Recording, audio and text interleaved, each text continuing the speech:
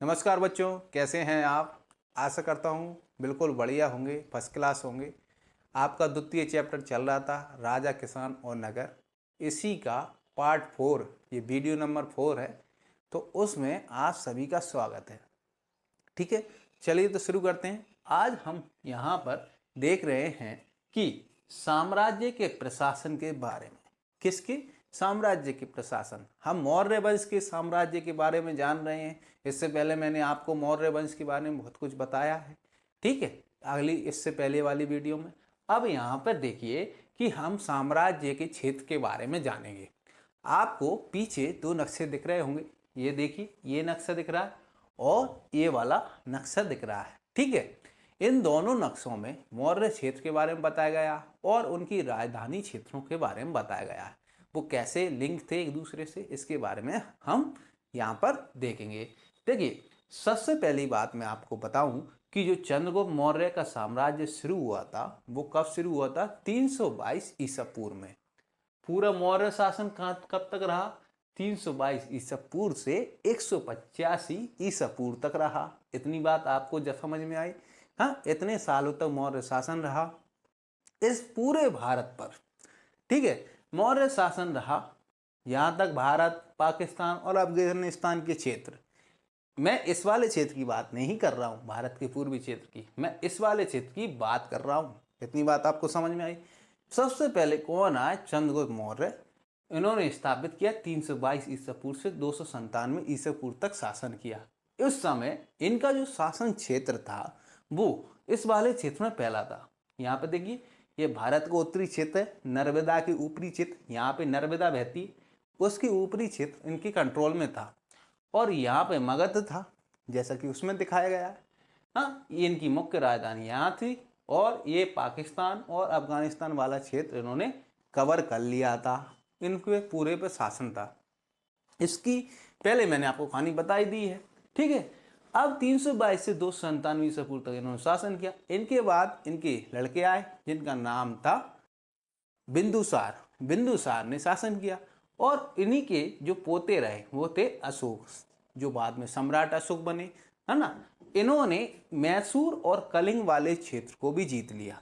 कलिंग कौन सा क्षेत्र है? ये उड़ीसा वाला क्षेत्र है और मैसूर कर्नाटक और महाराष्ट्र का एरिया है। ठीक है, इस वाले क्षेत्र को जीता उन्होंने। इतनी बात आपको समझ में आई?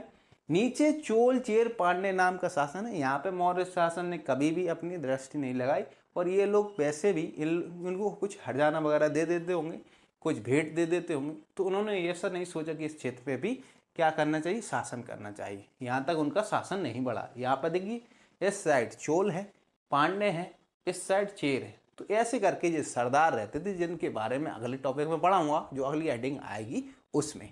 प्यारे बच्चों, अब यहाँ पे देखिए कि सम्राट अशोक, यहाँ पर इसको देख लो, उत्तरी भारत, पाकिस्तान, अफगानिस्तान, ये किसका? चंद्रगुप्त मौर्य का शासन क्षेत्र था, जो चाणक्य की सहायता से इन्होंने प्राप्त किया था।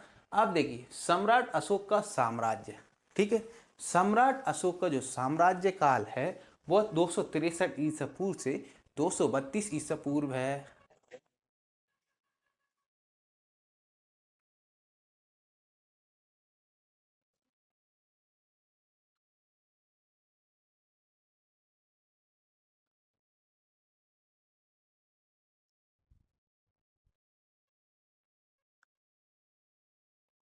देखिए किस प्रकार की समस्या आती है एक वीडियो बनाते वक्त। तो आप देख सकते हैं, कभी लाइट चली जाती है, कभी कुछ हो जाता है। ठीक है, ऐसी समस्याएं आती हैं इसमें। अब यहाँ पे देखिए कि 222 ईसा पूर्व से 297 ईसा पूर्व तक इस वाले क्षेत्र में इनका शासन था। इतनी बात आपको समझ में आई? ठीक है, अब सम्राट अशोक का साम्राज्य के बारे में देखेंगे। देखिए, काल है इसका 263 ईसा पूर्व से लेकर 232 ईसा पूर्व। कब? सम्राट अशोक 263 ईसा पूर्व में गद्दी पर बैठा, शासन किया और 232 ईसा पूर्व तक उसने शासन किया था। ठीक है, अंतिम समय में उसने बौद्ध धर्म ज्वाइन कर लिया था। ठीक है, और धर्म का प्रचार किया था उसने। अब इसने जो दो क्षेत्र ये थे, मैसूर और कलिंग, को भी जीता, और जो कलिंग को जीता था तो उसमें भारी नरसंहार किया था। उसके बाद इसका हृदय परिवर्तन हुआ था, इतना आपको पता ही है। इतनी बात आपको समझ में आ गई? ठीक है, चंद्रगुप्त साम्राज्य का क्षेत्र मैसूर और कलिंग ये टोटल मिला के ये था पूरा मौर्य साम्राज्य। और ये कब तक रहा? 185 ईसा पूर्व तक। इतनी बात आपको समझ में आई। अब यहाँ पे देखिए, ये इसका क्षेत्र है, ये आपको पता चल गया, भारत, पाकिस्तान और अफगानिस्तान तक फैला है। अब यहाँ पे देखिए मौर्य साम्राज्य की प्रांत और राजनीतिक केंद्र, मैं इसके बारे में आपको टेबल के माध्यम से ही बताऊंगा। हाँ आगे अभी आप देखिए, अब लाइट भी आ गई है। यहाँ पे देखिए कि मौर्य साम्राज्य के 5 राजनीतिक केंद्र थे, है ना, जिसके माध्यम से वो शासन को यहाँ पर चलाते थे। वो कौन कौन से थे? सबसे पहले है उनकी राजधानी जो है पाटलिपुत्र, जो वर्तमान बिहार वाले क्षेत्र में, पटना वाले क्षेत्र में रहती है। हाँ अभी उस समय पटना, अभी इसको क्या कहते हैं? पटना कहते हैं। और उस समय ये क्या थी? पाटलिपुत्र थी, वो इस वाले क्षेत्र में। यहाँ इनकी राजधानी थी। हाँ फिर क्या था? एक और राजनीतिक केंद्र क्या था? ये था उज्जैन, उज्जैनी प्रांत का उज्जैन, ठीक है, जिसको अवंती प्रांत भी कहते हैं। तो अवंती प्रांत का उज्जैनी था, ये एक राजनीतिक केंद्र ये था। ये 5 राजनीतिक केंद्र जिनके बारे में आप बता रहा हूँ। फिर देखिए इधर तोसली, तोसली कलिंग वाले क्षेत्र में पड़ता है, ये भी राजनीतिक केंद्र था जो उड़ीसा क्षेत्र में पड़ता है। हाँ यहाँ पे देखिए स्वर्णगिरी, स्वर्णगिरी कर्नाटक वाला एरिया है और ये इसको सोने की पहाड़ के रूप में जाना जाता था। यहाँ पे भी इनका एक राजनीतिक केंद्र था। और यहाँ पे देखिए सबसे भारत के बाहर का तक्षशिला राजनीतिक केंद्र, ये कहाँ पड़ता था? पाकिस्तान और अफगानिस्तान के बॉर्डर पर। इतनी बात आपको समझ में आई? मुझे भी आ गई होगी, ठीक है, आपको भी आ गई होगी, ठीक है, आपको आ गई होगी। अब इतना आपको समझ में आया। अब देखिए ये देखो, इस साइड समुद्र है, इस समुद्र के किनारे बसा हुआ है, ये पूर्णतः पहाड़ी प्रदेश है ना, मतलब पहाड़ी प्रांत है। इतनी बात है। तो इनमें असमानताएं देखी गई हैं, ठीक है, ये मतलब भौगोलिक रूप से एक समान नहीं थी सभी प्रांत, है ना, ये समान नहीं थी। इतना आपको समझ में आया। अब ये क्या बना है? ये सड़क बनी है जो इनको बड़े परिवहन मार्गों से जोड़ती थी। और सबसे दूर का जो परिवहन मार्ग था, यातायात मार्ग था, वो था यहाँ से पाटली, ये उज्जैनी से लेके यहाँ तक तक्षशिला तक, ठीक है, ये सबसे दूरी वाले मार्ग पर स्थित थे, व्यापारिक केंद्र, व्यापारिक मार्ग पर स्थित थे। मौर्य साम्राज्य के जो राजा महाराजा थे, है ना, जो क्या टैक्स लगाते थे इसी सड़क पर, और इसी सड़क पर यात्रियों को सुरक्षा प्रदान करते थे। इसी सड़क पर वो व्यापारियों से टैक्स लेते थे। इस प्रकार के कारण यहाँ पे क्या चौकियाँ बनी होती थी, ठीक, और ये व्यापारिक मार्ग पूरे देश में चलता रहता था। आप में से सोच रहे हो कि सभी जगह पे एक ही शासन होता हो? नहीं, यहाँ पे कुछ अलग तरीके का शासन होता है, क्योंकि लोग यहाँ पे दूसरी तरीके के, यहाँ पे कुछ और, है ना, यहाँ पे भाषा दूसरी होती होगी, यहाँ पे भाषा दूसरी होती होगी, यहाँ पे लिपि दूसरी होती होगी, यहाँ पे भी दूसरी लिपि होती होगी। दोनों चीजें चेंजेस होती हैं, एक समान राज्य नहीं था, है ना। और इसमें इतिहासकार भी ये सोचते हैं कि इनमें जो मत है ना, ये जैसे इसके के बगल में जहाँ पर भी राजनीतिक प्रशासनिक केंद्र है, तो वहाँ पे शासन का शिकंजा बड़ा सख्त होता हुआ, और उसके दूर दूर जैसे इस वाले एरिया में जो खालिस्तान वाले एरिया, तो उसमें थोड़ा कमजोर पड़ता जाता होगा। तो इस प्रकार का यहाँ पे देखा गया है। इतनी बात आपको समझ में आई। अब यहाँ पे देखिए, मौर्य साम्राज्य के सभी क्षेत्र भौगोलिक रूप से विषम थे। एक चीज हुई, विषम क्यों थी? क्योंकि ये अलग अलग भौगोलिक परिस्थितियों में थे। दूसरे, 5 राजनीतिक केंद्र व्यापारिक मार्ग से जुड़े हुए थे। किससे जुड़े हुए थे? व्यापारिक मार्गों से। ये जुड़े हैं व्यापारिक मार्ग से जुड़े हैं, इसके माध्यम से व्यापार होता था, ठीक है बच्चों। अब यहाँ पे देख, तक्षशिला और उज्जैनी सबसे दूरी वाले मार्ग पर स्थित थे, ये मैंने बता ही दिया। परिवहन जल मार्ग और स्थल मार्ग से होता था, या तो नदी मार्गों से होता था और या स्थल मार्गों से होता था परिवहन, ठीक है, सामान को ले जाना आना। और बैलगाड़ियों का और नावों का प्रयोग होता था परिवहन के लिए। आपको समझ में आ गई होगी। चलिए तो फिर आगे बढ़ते हैं।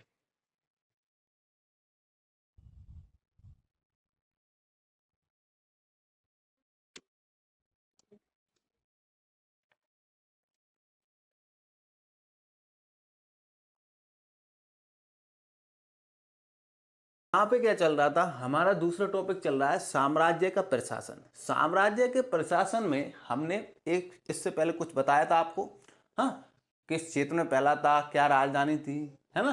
अब आगे देखिए, इसमें क्या है, सबसे पहले यहाँ पर दिया है मौर्य साम्राज्य के 5 प्रांत और राजनीतिक केंद्र। जो मौर्य साम्राज्य था मुख्यतः 5 प्रांतों में बटा हुआ था।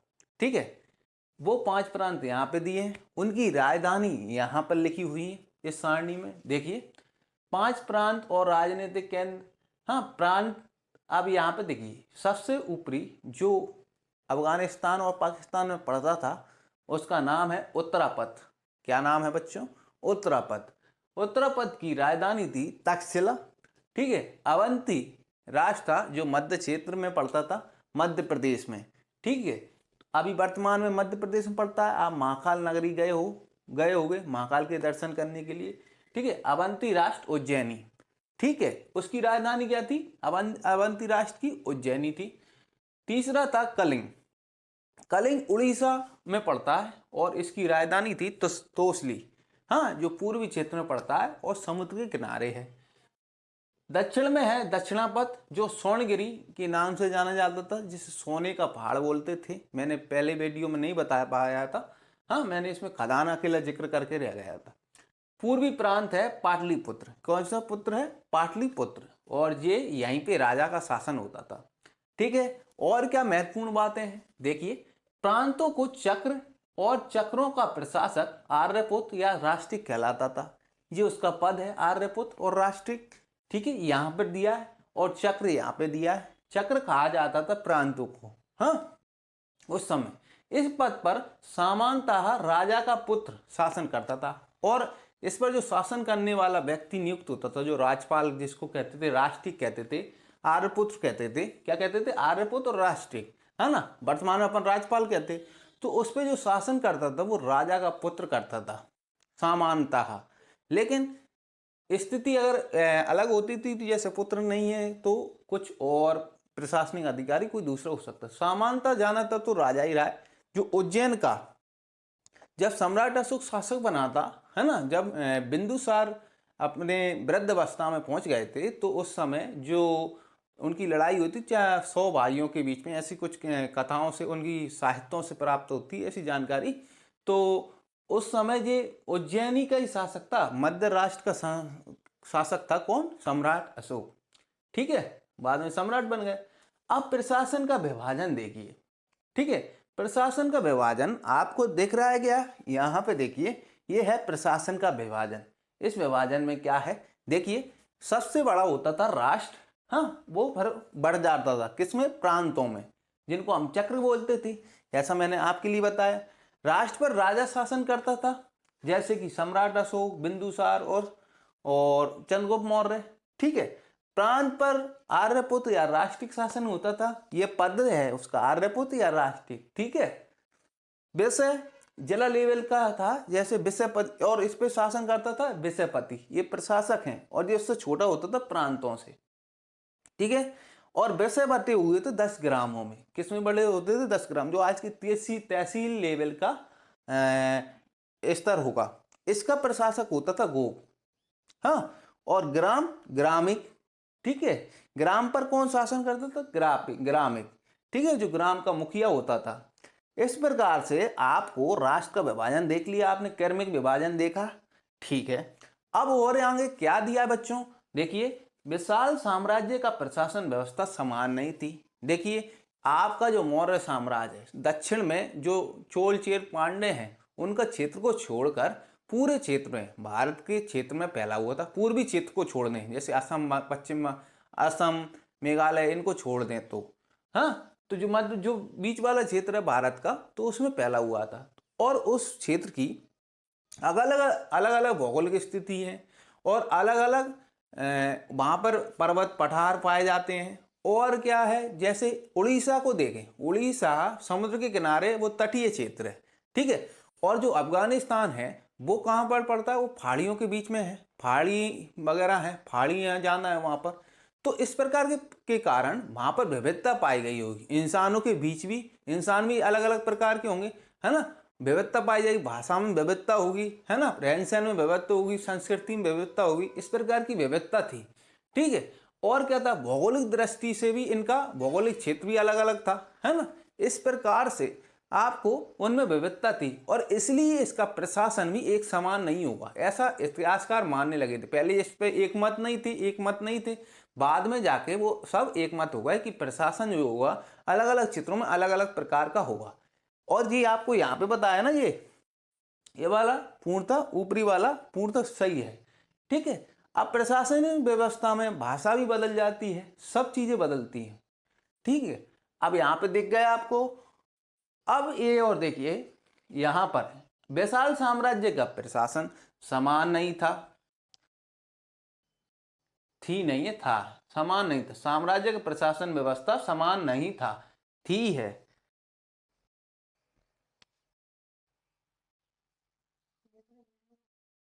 समान नहीं थी।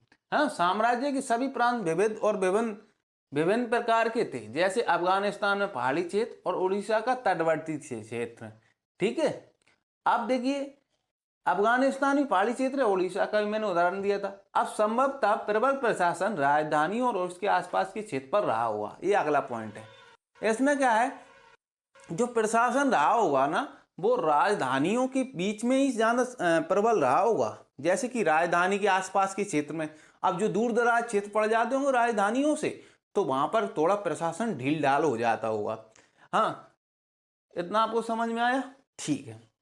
अब यहाँ पे देखिए साम्राज्य के संचालन के लिए भूमि और नदी मार्गों से आवागमन होता था। देखिए चाहे तो यात्री हो, चाहे पैदल यात्री हो, और मतलब मेरा कहने का मतलब है चाहे यात्री हो, चाहे सेना गमन कर रही हो कहीं, चाहे गांव के व्यक्ति एक स्थान से दूसरे स्थान जा रहे हो, तो वो भी यात्री कहलाएंगे। तो उन सब कहाँ से जाते होंगे, पथ से जाते होंगे, या तो नदी मार्ग से जाते होंगे या स्थल मार्ग से जाते होंगे। तो इन मार्गों पर सुरक्षा जरूरी थी, है ना, सुरक्षा जरूरी थी। और इन्हीं मार्गों से वो टैक्स भी लेते थे, है ना, आने जाने वाले लोगों से, ठीक है। तो इस बारे में तो वहां पे सुरक्षा की व्यवस्था करनी पड़ती होगी सरकार को, मतलब जो प्रशासन उसको करनी पड़ती होगी, खान पान की व्यवस्था करनी पड़ती होगी, वही यहाँ पे लिखा है। यात्रियों की सुरक्षा और खान पान की व्यवस्था करनी पड़ती होगी। और वहां पे मुख्य कौन थे, भूमि मार्ग और नदी मार्गों से आवागमन होता था। अब इनकी सुरक्षा करने के लिए किसकी आवश्यकता होगी, एक सेना की। तो सेना रखी जाती होगी, सेना का माध्यम रही होगी, यहाँ पे रहेगा सेना सुरक्षा का माध्यम रही होगी। इतनी बात आपको समझ में आ गई। अब देखिए जो आपका जो विदेशी राजदूत आया था, है ना, चंद्रगुप्त मौर्य के समय, तो मेगास्थनीज ने लिखा है अपने विवरण में, बताया है, क्या बताया है उसने, कि मेगास्थनीज ने सैनिक गतिविधियों के संचालन के लिए एक समिति और 6 उप समितियों को उल्लेख किया है। एक समिति थी और 6 क्या थी, उप समिति थी। कितनी थी, 6 उप समिति थी और एक उप समिति थी, ठीक है। सॉरी, एक समिति थी और उसकी 6 उप समिति थी। इतना आपको समझ में आ गया, ठीक है। अब देखो ऐसा इसने कहा है मेगास्थनीज ने। अब क्या पहली उप समिति क्या करती होगी, पहली उप समिति नौसेना का संचालन करती थी। नौसेना का संचालन कैसा, जो जल में जो सेना होती है ना, जो जल के माध्यम से युद्ध वगैरह के लिए आगे बढ़ती है, लड़ाई लड़ती है, तो उसका संचालन करती थी पहली समिति, पहली उप समिति, ठीक है। दूसरी उप समिति क्या करती थी, यातायात और खान पान का संचालन करती थी। किसका संचालन करती बच्चों, खान पान का संचालन, यातायात का संचालन, मतलब ये पूरी व्यवस्था को जमा कर रखती थी। खान पान की व्यवस्था, तंबू की व्यवस्था, हाँ, और शिल्पकारिता की व्यवस्था, जब युद्ध के मैदान में जा रहे हैं या कहीं पर तंबू गाड़ने, तो सारी व्यवस्था यही देखती थी दूसरी उप समिति थी। एक प्रकार के लगेज वगैरह सारे खान पान यातायात सबकी व्यवस्था, बग्गियों की व्यवस्था यही करती थी। कौन करती थी, दूसरी उप समिति। हाँ, ये इनका काम, बाकी समितियों का लड़ाई लड़ने का काम रहता था। हाँ, बाकी सेना जो लड़ाई लड़ने का काम, ये उसको व्यवस्था करती थी, उनके हथियार वगैरह, हाँ, इस प्रकार से। तीसरी उप समिति थी पैदल सैनिकों का संचालन। क्या करती थी, पैदल सैनिकों का संचालन। चौथी उप समिति क्या करती थी, अश्वरोहियों का संचालन। अश्व मतलब घोड़ों पर सेना जो रहती थी उसका संचालन करती थी, ये चौथी।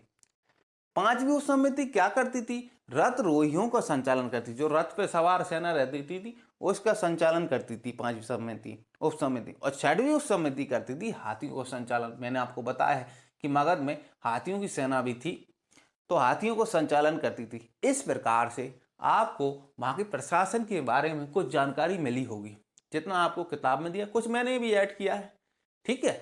और आगे और बताता हूं मैं फिर।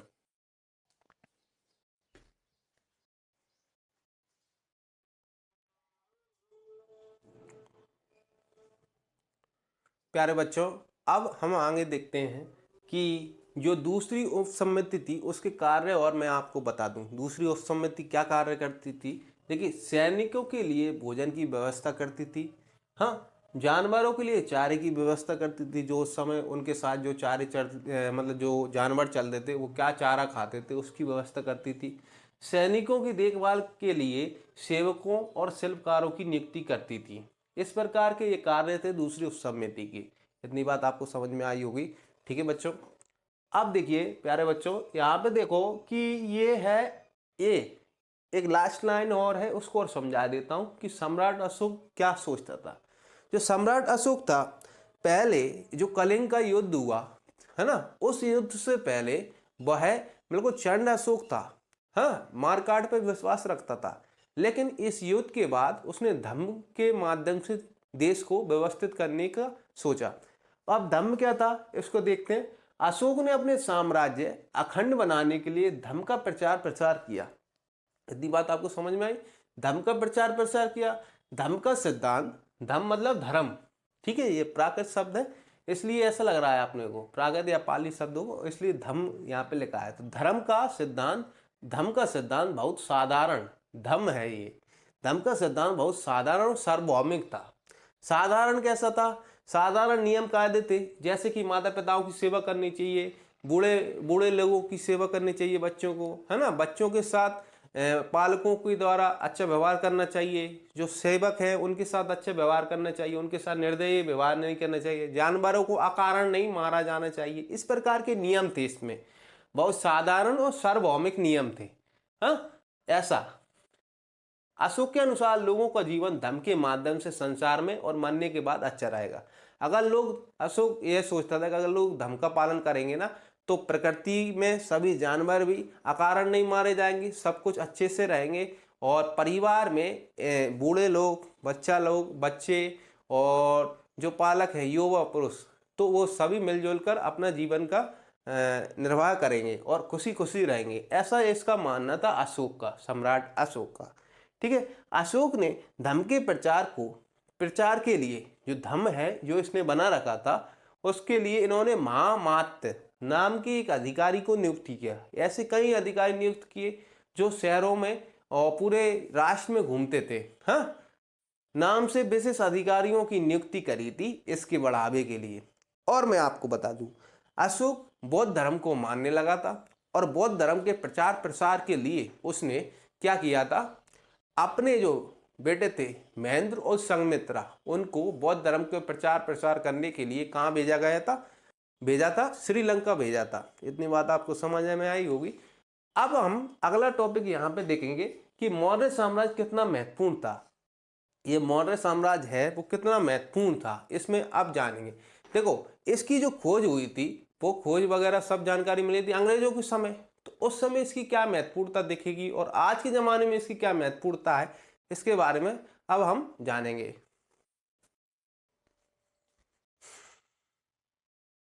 अब मैं आपको दो स्रोत और बताऊंगा, स्रोत नंबर 1 और स्रोत नंबर 2। ठीक है, एक में सम्राट के अधिकारी क्या क्या कार्य करते थे उसके बारे में देखेंगे, दूसरा है सेना के लिए हाथी पकड़ना।